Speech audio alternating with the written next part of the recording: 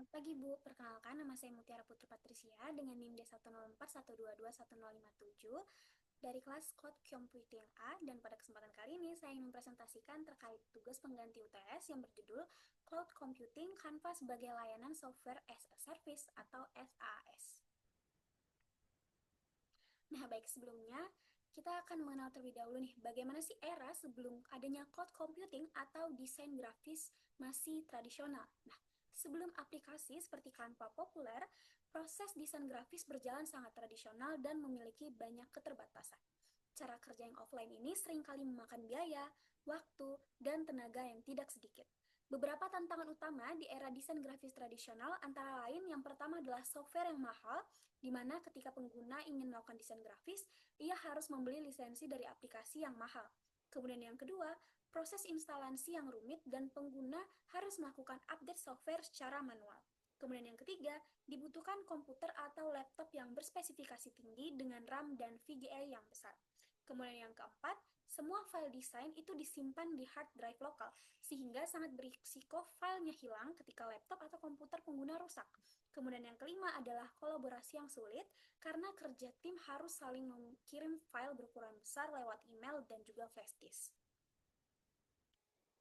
Nah, selanjutnya ada solusi cloud computing, yaitu model SaaS.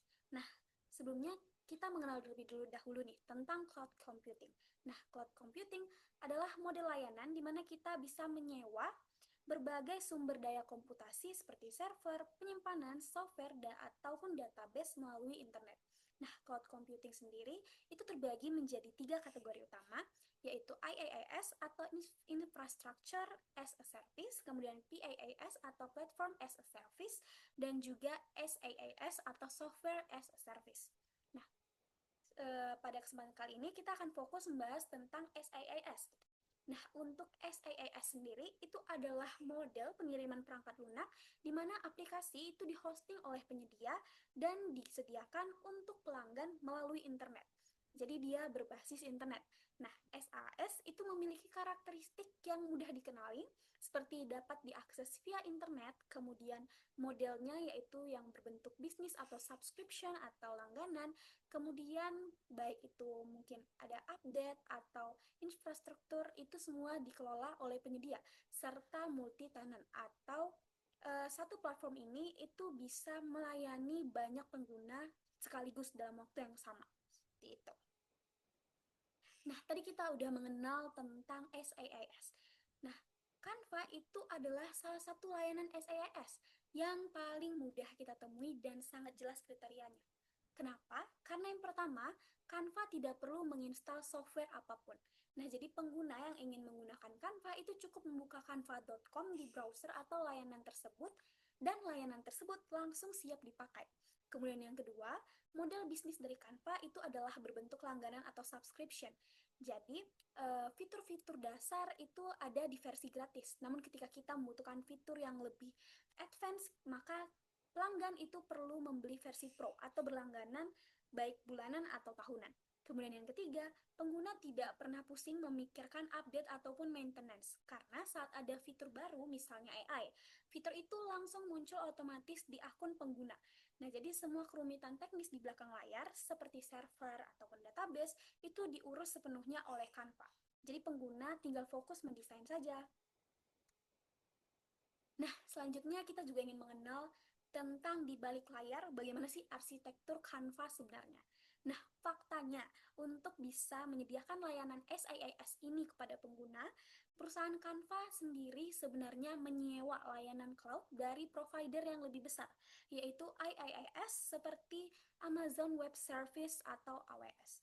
Nah, jadi buat apa sih Canva sebenarnya menyewa layanan IaaS tersebut? Nah, yang pertama itu adalah server atau compute.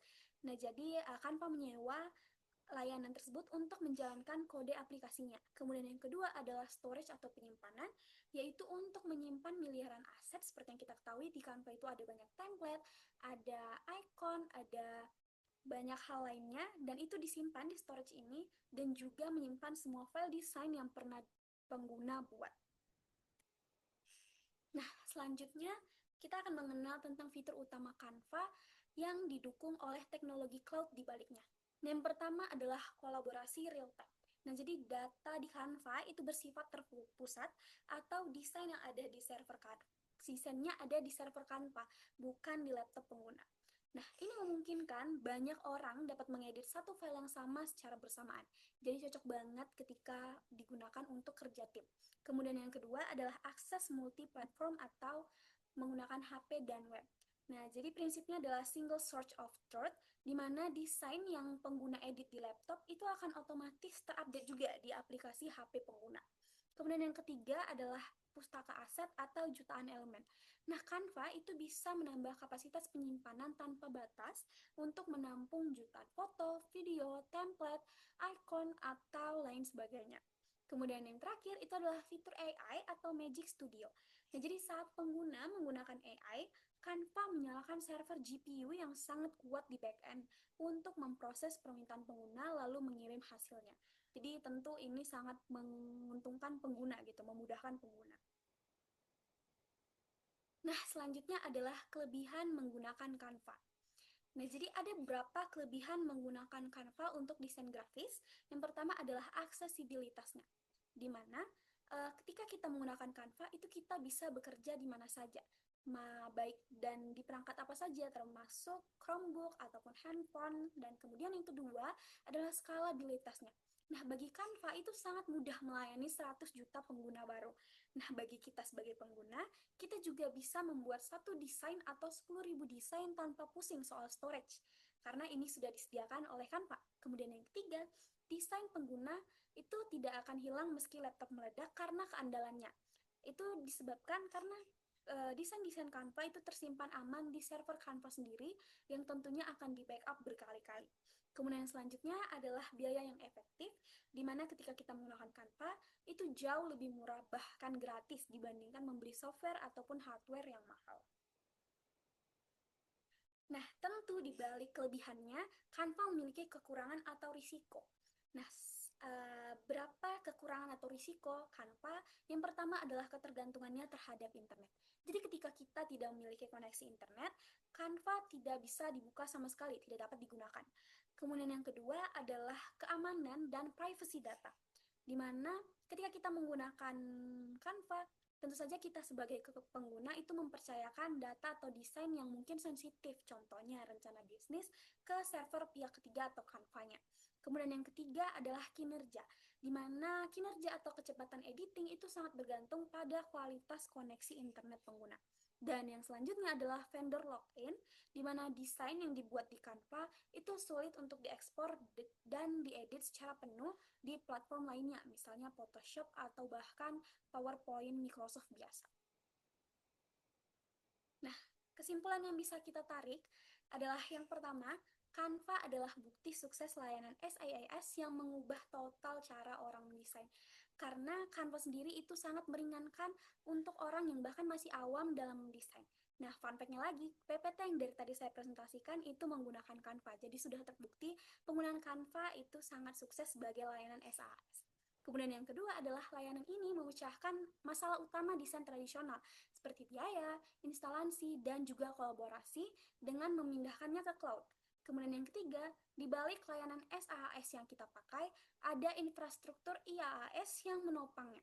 Kemudian ada yang keempat, fitur-fitur dalam Canva seperti kolaborasi, sinkronisasi, dan juga AI itu adalah kekuatan inti yang dimungkinkan hanya karena menggunakan arsitektur cloud.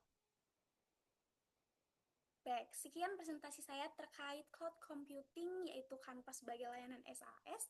Terima kasih atas perhatiannya. Maaf jika ada kekurangan dan kesalahan.